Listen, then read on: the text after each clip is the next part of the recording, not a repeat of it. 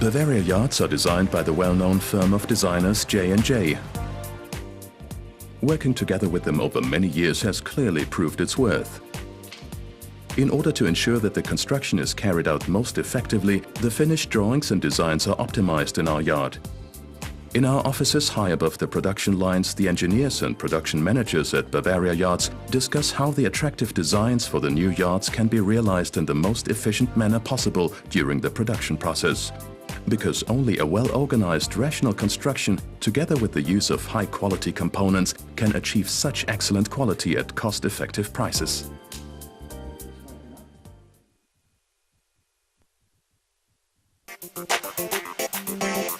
The yard store of molds represents the first step in building a new yacht. For each kind of yacht available on the market, we have a suitable negative mold in store, totaling more than 50 different molds. Before and after each use, they are cleaned meticulously and checked for any potential damage. Once a customer gives the go-ahead for an order, the required mold is brought from the store and thoroughly cleaned once more. Not a single speck of dust can remain on the mold, as afterwards it will reflect on the quality of the gel coat surface. The whole mold is then transported to the spray room. A robot sprays the mold evenly with a gel coat. In the process, 2 vertical and 1 horizontal round of spraying create a powerful 0.7 mm thick outer skin for the yacht. The gel coat and the first 2 glass fiber layers are combined using water-repellent isophthal acid resin, which guarantees long-term osmosis protection.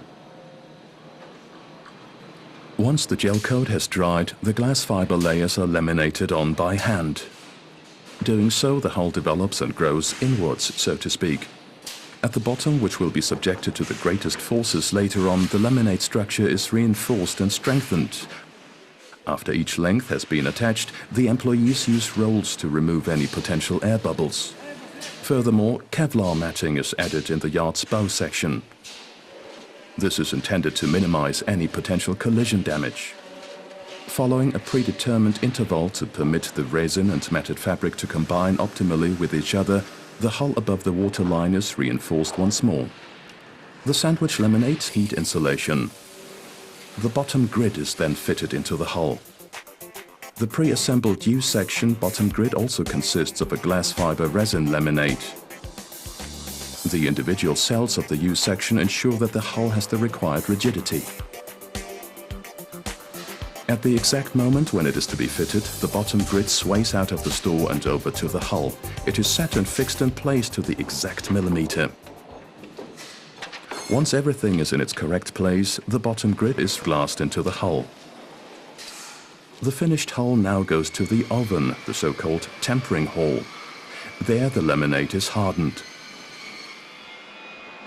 After hardening in the tempering hall, the hull is then demolded.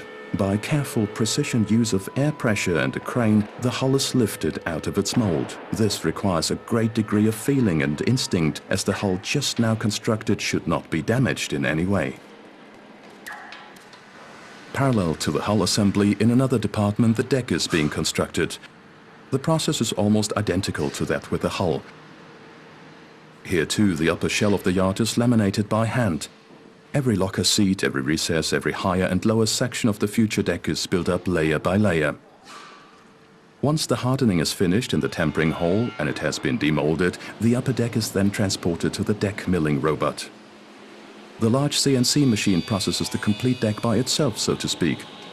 By means of a laser and a mechanized scanner, the machine measures the angles of the upper deck, the yard model is automatically identified, and off it goes. In less than an hour, all of the drill holes needed later on are bored, the hatches are milled out, overlaying edges are removed, recesses and borders are sawn. The machine measures the drill holes and cuts to the exact millimeter. This work, which would otherwise require a vast amount of time, has now been reduced to a minimum thanks to our targeted usage of this cutting-edge technology. At the same time, a similar robot is working on the hull of the yacht. Here too, the CNC machine is boring and cutting in accordance with a specially written program. A person working by hand could never achieve such 100% accuracy. The precision of these robots contributes to the high quality of our yachts.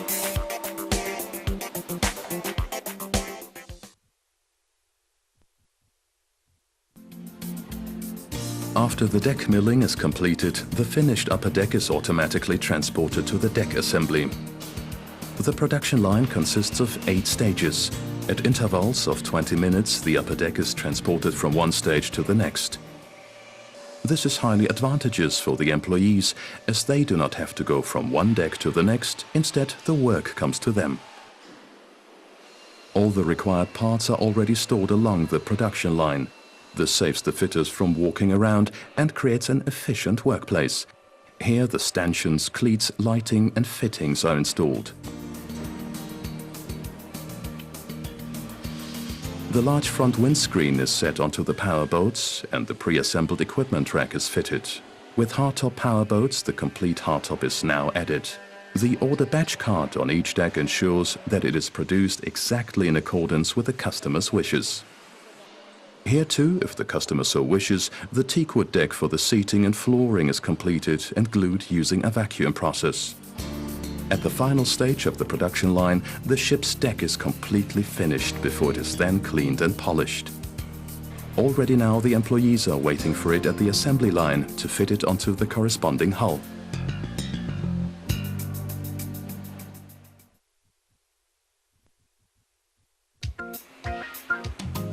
In the hull assembly, the employees are preparing the transom of the power boats for the subsequent fitting of the drives, trim flaps and engines. Here too, the production order on each hull provides information about the configuration of the final yacht. After all, the fitters need to know if the boat will have a single or double engine later. The inlet and outlet ports on the buttock line are installed and the interior of the hull is painted with top coat. The hull has passed through 5 stages and is now ready for the interior fittings. Using the production crane, the motorboat hull sways through the production hall and is then placed on the rail system of the assembly line.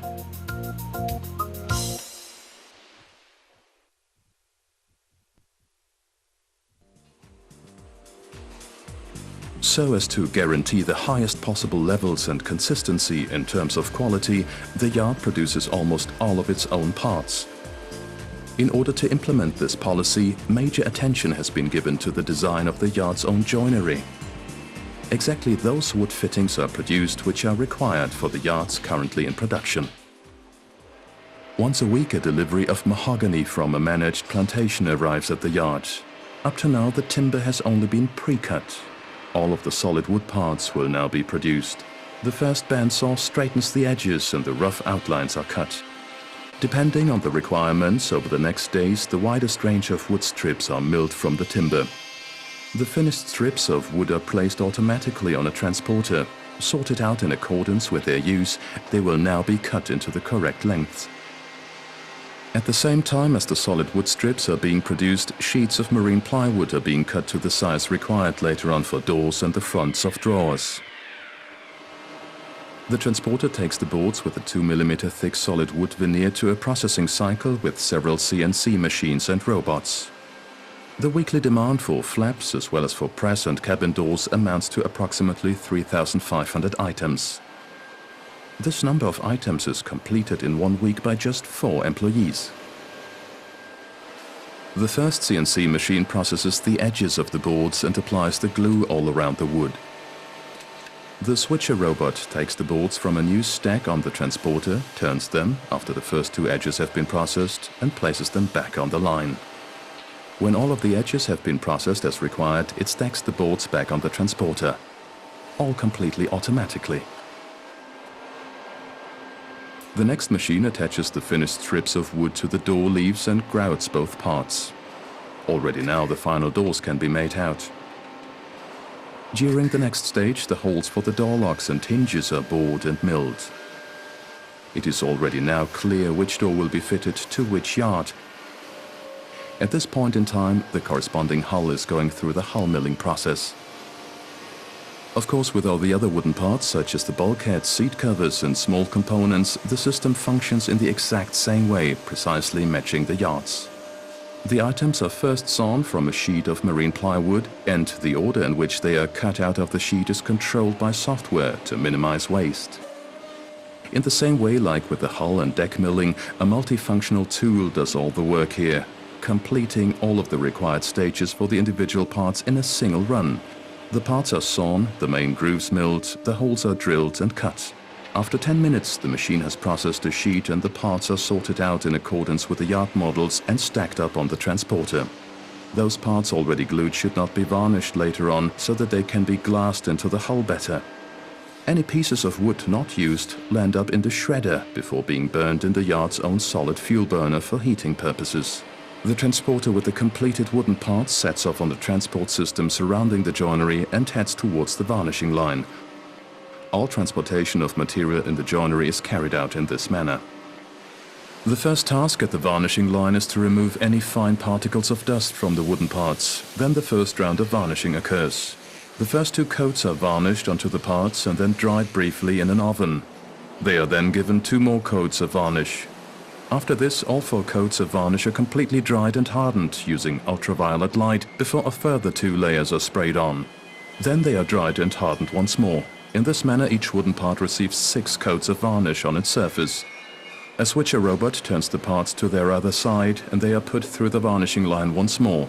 They are now ready and can be stacked back onto the transporter in the correct order for the yards before being transported to the furniture assembly section. While the wooden parts have been processed almost completely by machine so far, the actual assembling of the completed furniture is pure handwork. Only now do we see just how accurate the high-quality CNC machines are when preparing the individual components. All parts belonging to a specific item match perfectly together. Using a modular system, the employees fit the pre-assembled parts together before they are screwed together and glued. The individual parts are then passed on to the next stage where, bit by bit, a complete piece of furniture is created. A chart table with a corner seating unit or a complete galley. Of course, all of the components are fitted. The sink, cooling box, cooker, even the dustbin. The water and power connections have also been prepared before the furniture items go to the final quality control. Once they have passed through here without any problems, they are transported to the assembly line where they will wait 30 minutes at the longest before being fitted.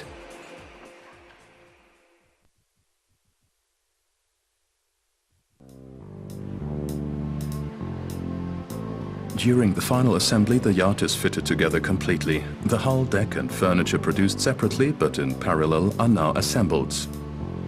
Here too, just in time is the magic formula. First of all, the large high-grade steel fuel tanks are lifted up and fitted into the hull of the power boats.